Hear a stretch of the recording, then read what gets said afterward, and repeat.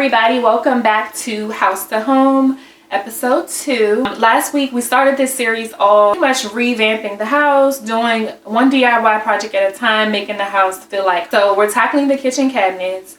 Last year I painted the cabinets in a quick and easy way with the NUVO kitchen cabinet paint kit. Didn't last that long, lots of chipping. Process didn't require proper sanding. Sandpaper, we used like a deglosser instead of or deglosser instead of actual sandpaper or sander.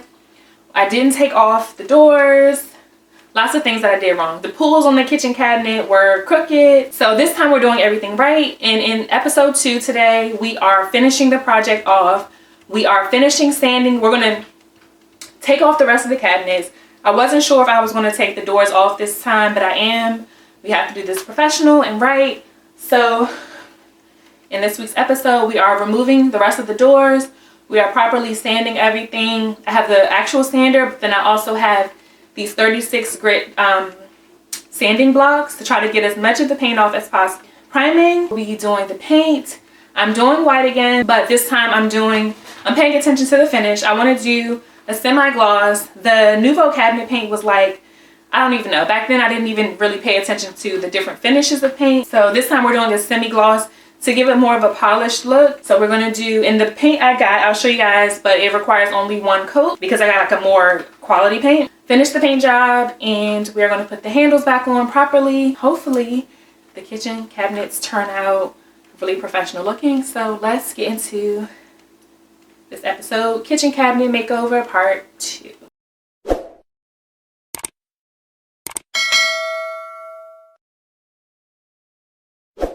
So I did use the sander and had paper sand or sandpaper, but I also bought these 3 blocks of sand blocks.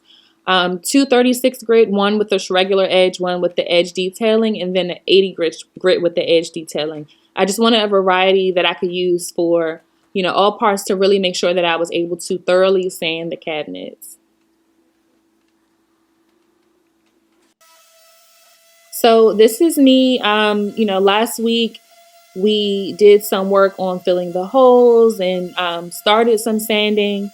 But this week we are kind of finishing up the sanding. I will say I took a lot of time sanding to make sure that the cabinets were as smooth as possible. Especially when you have old cabinets like mine. Like these are at least 20 years old. I'm sure they're the original cabinets that came with this house. But it took me quite some time to kind of like sand each door, sand the base of the cabinet. And this is just the initial sanding or second round of sanding, I'll say, because I did take the doors off and I had to also sand like the base of the cabinet.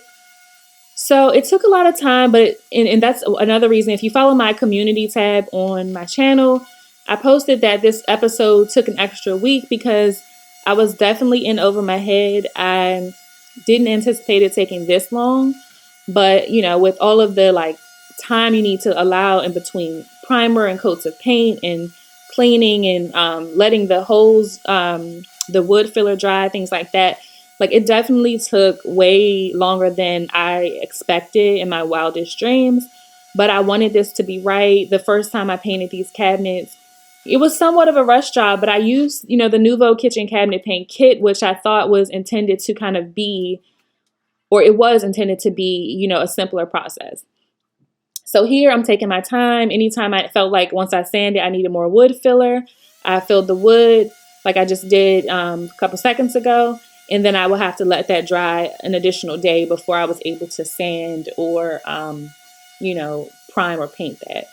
So it took some time, but if you want this done right, especially if you have old cabinets that have like surface damage or what have you, you want to take your time to sand and sand very well and properly, because this is a key step that I did not do the last time I painted these cabinets.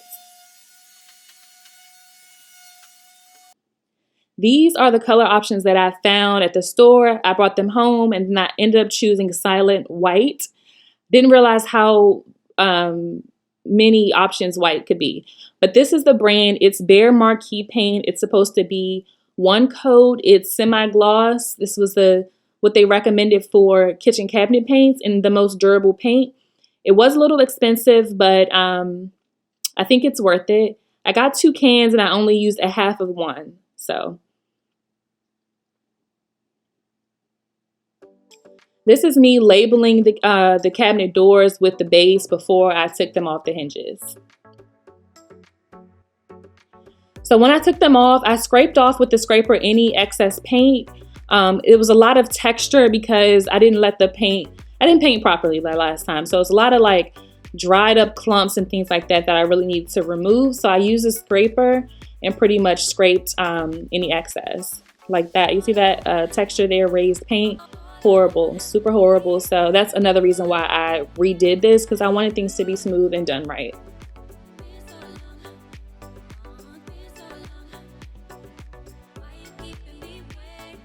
Okay, so the next thing is just really going in with the sander on each cabinet door to sand down even more the wood filler to smooth out where those previous holes were. And taking the time to do this really made a difference in repainting and making sure that those previous holes weren't visible at all.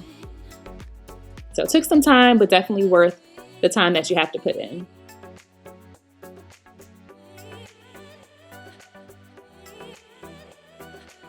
Okay, next thing, so I painted over the hinges the last time. I didn't remove the doors or anything like that, and I just painted over, which was a very bad decision because the paint started chipping like a couple days later. So what I did to remove this paint, I put all of the hinges in a pot of boiling water, and then I used tongs to put them in a bucket of ice water right after, and then that loosened up the paint. I found that tactic or that strategy here on YouTube. You can search it on YouTube and you can find various videos, but that's what I did to loosen up the paint. And then I just took the scraper and, you know, scraped off the paint. This part is a little bit tedious, especially because I had so many hinges I had to do this for, but I didn't want to buy new hinges. They are a little expensive to buy as many as I needed. And then, you know, I'm just like, let me salvage these. And I definitely didn't want that chip paint to show through this time around. I was thinking about spray painting the hinges to the nickel color of the handles. But after taking all this time to do this part, I was like, you know what? We just gonna go with, you know, the original finish. And then maybe in the future, I'll spray paint them, or, you know, just wait until I do a full renovation and maybe get brand new cabinets. I don't know. But I didn't want to take any additional time because this was, I mean, so time consuming. But this is the difference, you guys. Look how much different that is. Still a little bit of residue there, but I made sure anything that was going to be exposed was cleaned off. And this is just another one so you guys can see me do the process again, just so you can kind of watch and see how easy certain areas were to remove the paint, and, you know, maybe certain parts that were a little more tedious to remove. But I had to do this for, this is just the estimate, at least 30 hinges. So it was a lot. 2 to 3 of these per cabinet door. So it was a lot, definitely stressful. And that's another reason why this episode was delayed a week, because like I said, I didn't anticipate this project taking this long. I mean, I definitely cried a time or two because I'm like, I'm in over my head. I wish I never started this process. You know, I was just a little stressed out, but I'm so grateful that I made it through. And I can't wait for you guys to see the final product of this, which is coming up towards the end. But I definitely wanted to walk you through, especially if you're considering repainting or painting your old kitchen cabinets. You know, this video can be super helpful for you. So if you're sticking with me, you're still in here for right now, make sure you subscribe to my channel if you haven't already, because I think you'll find this content and future content super useful if you're really trying to kind of revamp your house, turn your house into home, and just kind of getting some ideas, tips, and all that good stuff. So definitely consider subscribing. I'm still working on my reaching my goals. I wanted to reach 1,000 subscribers by the end of 2021. That didn't happen, but that's okay. So if you want to help me on that journey, go ahead and subscribe. And this is the view of this one. Again, not perfect, but make sure any part that's going to be exposed once put on the cabinet is cleaned off. Okay, so I put all of the cabinet doors back on, and this is just me kind of putting the additional paint on here Some of them I used a primer, but then once I realized that this paint included a primer, I'm like, I'm gonna save myself some time and just do 2 coats of the paint versus it's just a lot when you're using 2 different paint trays and all that stuff. It was a lot, but I painted some of the doors off the cabinets, and then I painted some of them on because I was trying to save myself some time, which worked out fine because taking them off gave me a chance to clean the hinges and get a more clean look. So what I did for all of them is I used the brush to do the edges, and then I went in for the center part with the roller. I'm so proud of myself for getting through this. If you guys missed episode 1 of this, make sure you go ahead and check it out. I'll link it above. But just so you can kind of see part 1 versus this part 2. And this was the roller. I definitely feel like I enjoy using the roller the most when painting versus the brush, because it was like, you know, you get more ground covered. It's a little less work. But I'm super, super happy with this white. I mean, it's just white. It's the same color as before, technically, but it's a different shade and it's more professionally done. Like, I can already tell that, you know, I'm not going to have any chipping. You know, this paint is really going to last and be durable. And I feel like I really put the time in that was needed to make sure that this paint job lasts me a while and potentially through either renters or, you know, something presentable to present to a seller if I decide to sell. Now, I could have, you know, the most professional thing would have been to paint these off, completely paint them off the doors, but I wanted to save myself some time at you know, throughout this process because it was so tedious.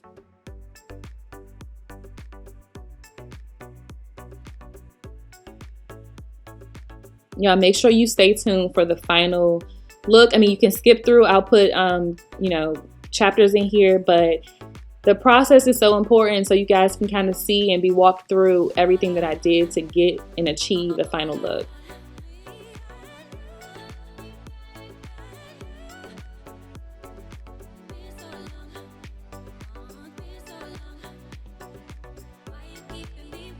One thing that I learned from doing the doors this time around when I painted them on the hinges was that you have to kind of go back every so often to something that you already painted and kind of catch anything that dripped.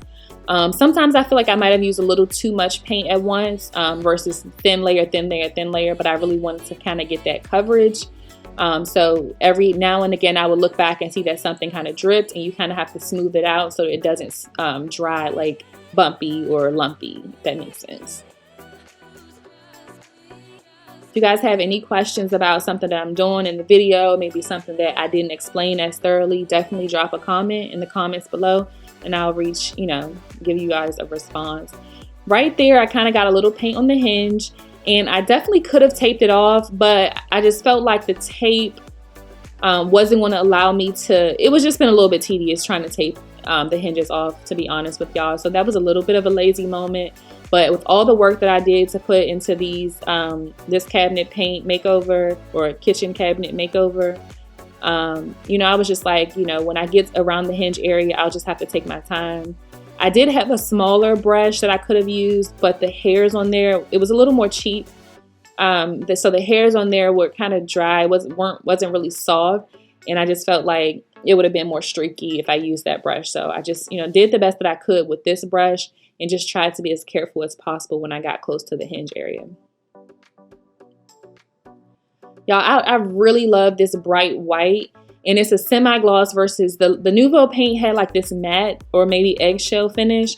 And I really like the semi-gloss because it gives more of a luxury or luxurious vibe, which because these are old cabinets, you know, I kind of wanted something like that to really just kind of give the kitchen a bit of an upgrade. I will say that I was scared because when I did my research, it said that if you have like a sheen or satin, semi-gloss, or gloss paint, it tends to show imperfections more. So these cabinets, while they look much, much better than before, there's still some imperfections here and there because they are old cabinets. But I thought the semi-gloss finish will be a nice touch to kind of give a little bit of a luxurious feel. And I really do get that. You can't, you know, I don't have a lot of imperfections because of all the time I took to sand, but I really, really, really like the semi-gloss finish. I hope you guys can see that a little bit through the video. It's a little hard to catch it on video, but just stay tuned to the end of the video so you guys can see the final look, and try to see if you can see the semi-gloss appearance. Look at that. Since I've been painting and we covered that dingy sanded paint, it just looks so much better. Thank God. My kitchen was looking terrible for a week or over a week.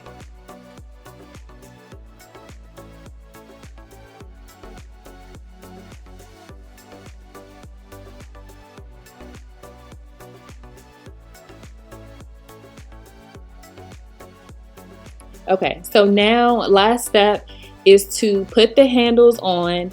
So a lot of people made comments in the original video about the hinges, or the handles being crooked. Someone else helped me do that, or actually did it for me when I first moved in. And those were there since before I even painted the cabinet. So this time around, I used a ruler to make sure that all of the points were even, and I drilled holes in the same area on each cabinet. Then I kind of just once I put the 2 dots on there that I was drill at, I kind of just put the handle back where on there to make sure it fit, make sure the holes lined up and it looked even before I drilled. This definitely took a little time just to make sure, because you have to make sure, you may put a dot somewhere and then you may drill slightly to one side versus the other, and that could cause it to be uneven. But I think I did a pretty good job. And if you missed the first episode, this is my first time using a power drill. So I'm so proud of myself. It seemed very complicated. Had this for a while and never used it. Didn't know how to put the attachment on. That's the reason. But this made everything so much easier. And one of the reasons I really did this project, because I had the power drill and I learned how to use it. So if you could see here before I even drilled that, you can't even see where the old holes were. The old holes were slightly over right in the same area. You can't see it at all. So I did a good job with filling and sanding and painting, so you can't see the original holes. So once I did that, I just kind of like used the eraser to erase my line. I also end up going back to just like wipe it down with the rag, so you can, that eraser mark is gone. So I had 3 washers on these because of the to make the handles tight. Without the washers, the handles would be loose. So some cabinets I had to use between 2 and 4 washers to make sure that the handles were on tight. So that's just like a little hack or trick that I learned, is that if your handles are loose, like you buy some handles and they don't quite fit snug, you can get some washers and make it, more secure. So yay me, I'm swapping out, I don't know what you call them, but the head pieces to the power drill, so that I can, now that the holes are drilled, I can tighten the handle. So I just kind of screwed the back pieces in with my hand slightly to make sure that they fit in, and then I secured them with the power drill. Then I just kind of looked at the ruler just to make sure they were straight, and it was. You can see the one on the right too. The holes are pretty straight, so I think I did a good job. Me and my daughter in the kitchen, and here it comes. This is the final look. The kitchen looks so good, y'all. I hope you can see how good this looks. Thank you guys so much for watching episode 2 of House to Home. Definitely stay tuned for next week's video, because I have more great content on really trying to get this house to feel more comfortable, organized, and just feel like home.